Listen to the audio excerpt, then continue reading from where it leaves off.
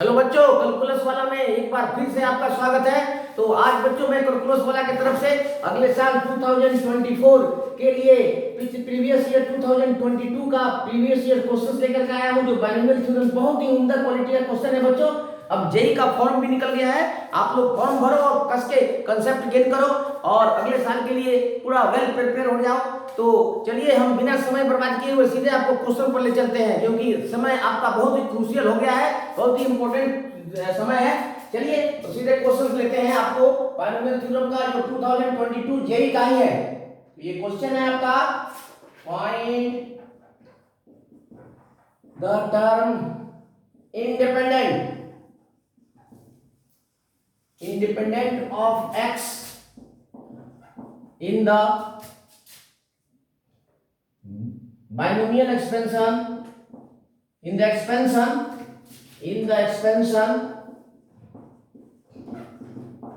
of, एक expression दिया हुआ है 1 minus x square plus 3x square into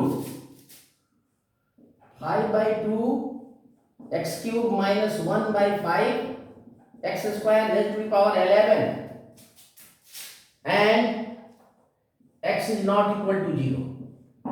तो इसमें आपको टर्म इंडिपेंडेंट ऑफ x निकालना है बच्चों। तो ये बहुत ही आसान क्वेश्चन है, क्वेश्चन देख करके आप घबरा जाते हो। देखो इसमें पहला पार्ट है कि ट्राइनोमियल है, इसमें पावर इसका 1 है, तो ये सिंपल एक्सप्रेशन है, अलजेब्रिक एक्सप्रेशन है, यही बाइनोमियल है। तो आपको सारा का सारा जो है अपना कंसंट्रेशन इस पर करना है। तो इसमें जो है डिफरेंट इसमें देखो जितने टर्म इसमें सिंपल एक्सप्रेशन में होंगे उतने ही टर्म इसमें से आएंगे। इसमें 3 टर्म्स हैं, इसमें से भी 3 टर्म आएंगे। चाहे x के किसी भी पावर का कोएफिशिएंट लेना है तो x का पावर 0 का कोएफिशिएंट लेना है इस पूरे एक्सप्रेशन में। तो इसमें x के डिफरेंट पावर आएंगे, क्योंकि यहां से बदल जाता है। पहले वाले के लिए तो यहाँ पर इंडिपेंडेंट आ जाएगा, दूसरे वाले के लिए देखो एक्स स्क्वायर है तो इंडिपेंडेंट कब होगा, जब इसके नीचे में एक्स स्क्वायर हो अर्थात x का पावर -2 हो। फिर इसमें x रेज़ टू पावर 0 का कोएफिशिएंट निकालना है, x रेज़ टू पावर -2 का कोएफिशिएंट निकालना है, और यहाँ पर ये 3 है, क्यूब है, दिस इज क्यूब, और x रेज़ टू पावर -3 का कोएफिशिएंट ला करके आपको ऐड करना है, सब्ट्रैक्ट करना है और फिर ऐड करना है। थर्ड वाले में ध्यान रखना है, इसको 3 से मल्टीप्लाई भी करना है। ठीक है, तो चलिए हम क्वेश्चंस करते हैं। अब इसमें किसी भी बाइनोमियल में हम x के किसी पावर m का कैसे हम कोएफिशिएंट निकालते हैं, उसके लिए हम एग्जैक्ट कौन सा टर्म जो है उसमें x raise to power m आएगा, उसके लिए हम कांसेप्ट देते हैं, पहले भी दिए हुए हैं और आज भी दे देते हैं। बहुत ही ट्रिकी ये कांसेप्ट है बच्चों, इसको ध्यान में रखो, इससे बहुत सारा क्वेश्चन हो जाता है। तो ये कांसेप्ट देखो, किलर कांसेप्ट है।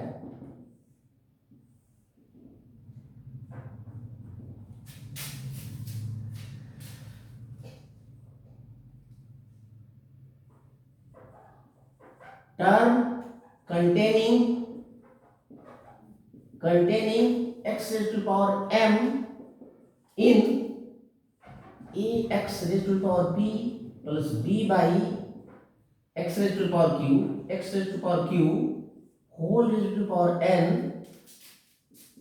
is tr plus 1 given by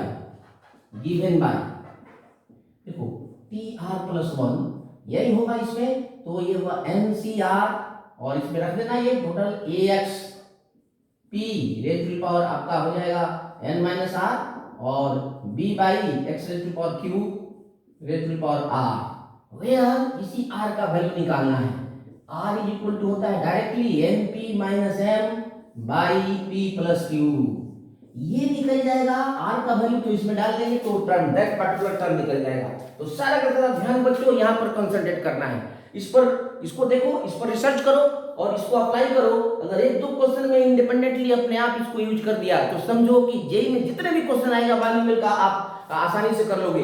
अब 2 इयर्स 3 इयर्स 4 इयर्स का कोई भी क्वेश्चन लो और उसमें इसको टेस्ट करो, ये बहुत ही कारगर फॉर्मूला है, इससे आपका बहुत टाइम बचता है और फटाफट एग्जैक्ट और बिल्कुल प्रॉपर आंसर आता है। तो चलिए हम सीधे अब सॉल्यूशन पर चलते हैं।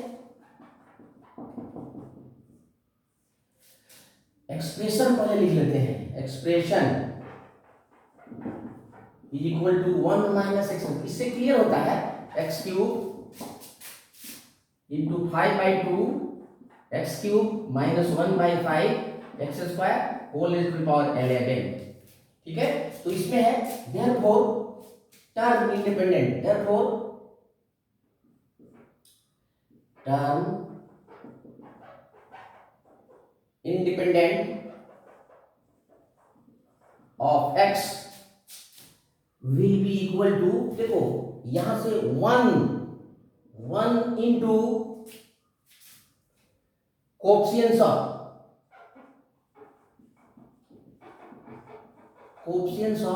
x नॉट इन।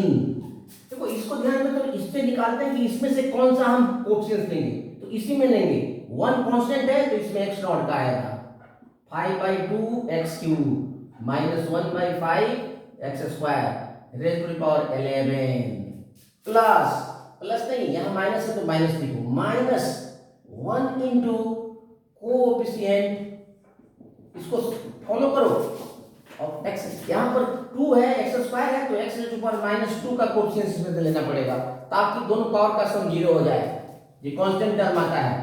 यही इसका टेक्निक है। 5/2 x cube minus 1/5 x square raise to the power 11 plus, अब यहां पर देखो 3 है तो 3 कर देंगे into coefficient of x raise to the power -3, यहां 3 है तो यहां -3 इन। इस टेक्निक को जो कैच कर लिया समझो सिकंदर है 11, बाकी कुछ नहीं है। अब ये देखो m का डिफरेंट, यहां पर देखो x raise to the power m, यहां पर फर्स्ट के लिए 3 टर्म्स हैं, इसके लिए 0 है, इसके लिए -2 है, इसके लिए -3 है, तीनों के लिए अलग अलग हम r का वैल्यू निकाल लेते हैं। और ध्यान रखना r का वैल्यू नेचुरल नंबर आना चाहिए। अगर इसके लिए हम r का वैल्यू निकालते हैं नेचुरल नंबर है तो एक्सेप्टेबल है, अगर नेचुरल नंबर नहीं है तो उसको रिजेक्ट कर देंगे, वैसा टर्म नहीं होगा। तो इसमें देखोगे, क्योंकि ये आपको कंफ्यूज करने के लिए बहुत सारे टर्म दिए हुए हैं, इसमें से कुछ टर्म्स जो है वो नहीं होंगे, कुछ टर्म में जो x का पावर 0 नहीं होगा, उसको हम रिजेक्ट कर देंगे। चलो हम ऐसे कैसे जानेंगे, यहाँ हम इस शॉर्टकट फॉर्मूला से पहले निकाल लेते हैं। तो चलिए तो प्रैक्टिस करो। जे का फॉर्म निकल गया है, अब बिल्कुल जाकर फॉर्म भरिए शुभ मुहूर्त देख करके, और अगले साल जे का जो गेटवे क्रॉस करिए, ब्रेक करिए। टिप्स एंड सिंपल फॉर्मूला देने के लिए हम लोग यहाँ पर हाजिर है कैलकुलस वाला में। तो चलो बच्चों, अब हम यहाँ पर तीनों के लिए अलग अलग कर लेते हैं, r का वैल्यू निकाल लेते हैं और m। तो तब समझ गए हो, तो देखो for m is equal to 0, m is equal to -2 and m is equal to -3, r is equal to np minus m। ये बहुत ट्रिकी फॉर्मूला है, यहां पर भी फॉर्मूला लिख देते हैं पहले, -m/p + q, r is equal to np minus m/p + q। Sorry, बहुत ही बढ़िया रिजल्ट देता है। चलिए इसको सीधे कैलकुलेट करते हैं, इसको हटा देते हैं, क्वेश्चन तो याद ही है।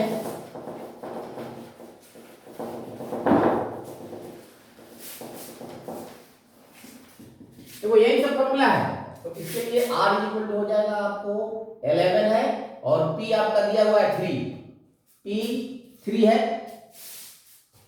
p3 है इंटू 3, और इसमें 0 है बाई 3 + 2। देखो नीचे वाला पावर यहाँ है तो यहाँ पर p + q लेते हैं, दोनों पॉजिटिव लेते हैं, तो ये हो जाएगा आपका दिस इज इक्वल टू 33/5। ये एक्सेप्टेबल नहीं है क्योंकि फ्रैक्शन है, ये कटेगा नहीं। वेरी गुड, देखो पहला टर्म तो ऐसे खत्म हो गया। अब यहाँ पर r इक्वल टू देख लो, 11 इंटू 3 माइनस माइनस तो प्लस हो जाएगा 2 बाई ये तो 3 + 2, तो ये 35/5 आ रहा है 7। क्लियर, तो r इक्वल टू 7, इसको संभाल के रखो, यही काम देगा। और यहाँ से देखते हैं r इक्वल टू 11 इंटू 3 और +3 डिवाइडेड बाई 3 + 2, तो हो जाएगा 36/5। ये भी नहीं होगा तो simple r is equal to 7 के लिए ही मिडिल टर्म सेकेंड टर्म मतलब x रेज़ टू पावर -2 का कोएफिशिएंट लेना है। देखो x रेज़ टू पावर -2 का कोएफिशिएंट तो आपको x रेज़ टू पावर -2 का कोएफिशिएंट 5/2 x³ - 1/5 x² में ले रहे हैं, लेकिन वो पूरे एक्सप्रेशंस में वो x से 3 टर्म्स होगा। देयरफॉर रिक्वायर्ड टर्म इज, अब सीधे इसको हटा देते हैं।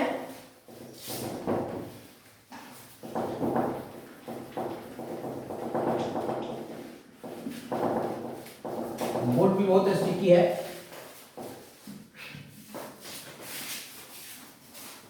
चलो कंटेंट पर ध्यान दो, इधर उधर बाहरी दिखावा के चक्कर में मत पड़ना, सीधे प्रिपरेशन में लग जाओ और जो आप प्रिपेयर करोगे वही काम देगा, बाकी कुछ काम देने वाला नहीं है। इसलिए ज्यादा दिखावा के चक्कर में काम झाम में मत पड़ो, सीधे कंटेंट पर ध्यान दो। तो हमें सिर्फ इसी के लिए आया है r इक्वल टू 7 के लिए।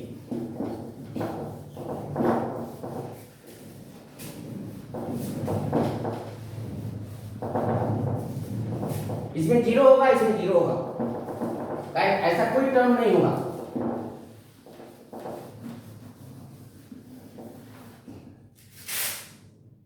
Therefore इंडिपेंडेंट टर्म सीधे लिख देते हैं। Independent term is equal to coefficient, देखो इसमें coefficient of x raise to power -2 इन,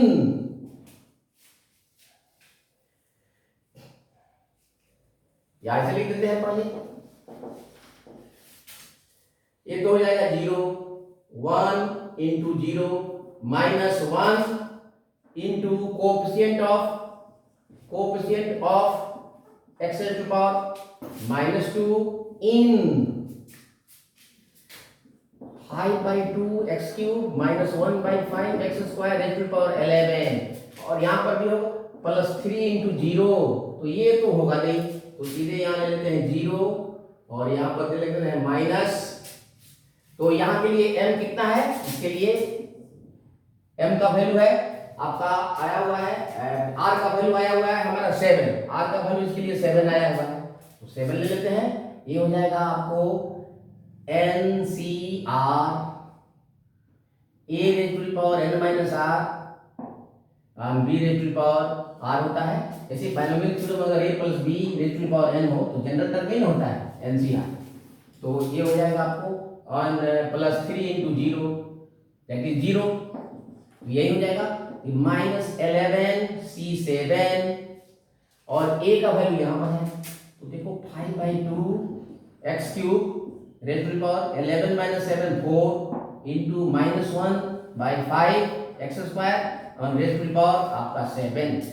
ये देखो इसमें exactly x raise to power -2 आएगा ही, डेफिनेटली आएगा, तो यहाँ पर हो जाएगा -11 C7 और ये भी माइनस होगा तो माइनस माइनस प्लस हो जाएगा, इसको लिखने की जरूरत नहीं है। ये हो जाएगा 5 का पावर 4/2 का power 4 x raise to power 12 into, ये तो माइनस हो जाएगा तो 1/5 का पावर 7 और 1/x का पावर 14, तो देख लो यहाँ पर 12 - 14 -2 आएगा, यहाँ पर आएगा तो ये आ जाएगा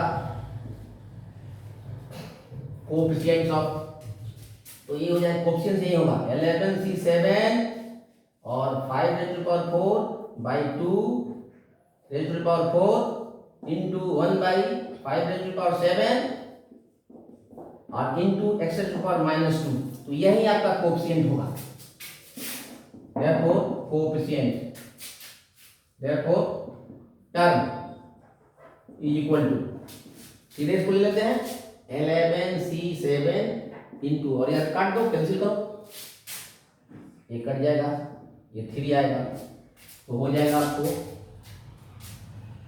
1/2 का पावर 4 इंटू 1/5 का पावर 3, तो इसको खोल लेते हैं, तो ये हो जाएगा 11 इंटू 11C 4 भी होगा, ये हो जाएगा 1/2 का पावर 4 हो जाएगा आपको 16, और ये हो जाएगा 125, और ये हो जाएगा 11 into 10 into 9 into 8 by 4 into 3 into 2 into 1 by 16 into 25। तो इसको कैंसिल करो, ये हो जाएगा आपको 4 2 जा 8, 3 3 जा 9, और ये हो जाएगा 5 2 25, और 2 से ये कट जाएगा 8, तो ये निकल जाएगा आपको 16 भी कट गया, 5 कट गया, 8 5 जा, ये 125 था, वो 5 नहीं था, 125 था, तो ये हो जाएगा 25। ठीक है बच्चों, तो ये हो जाएगा आपका सीधे 11 3 जा 33 बाई 200। तो ये रहा आपका answer, this is the right answer. देखो ये सिंपल कैलकुलेशन है, ये आप अपने से भी कर सकते हो। यहाँ हमने बता दिया क्या ट्रिक्स है, क्या टेक्निक्स है, कैसे आर का वैल्यू निकालते हैं, एन का वैल्यू पी, एम पी की और एन का वैल्यू रख करके। तो ये रहा आपका आज का बहुत अच्छा क्वेश्चन। तो फिर अगले बार अच्छे क्वेश्चन के साथ फिर आते हैं, तब तक के लिए थैंक यू।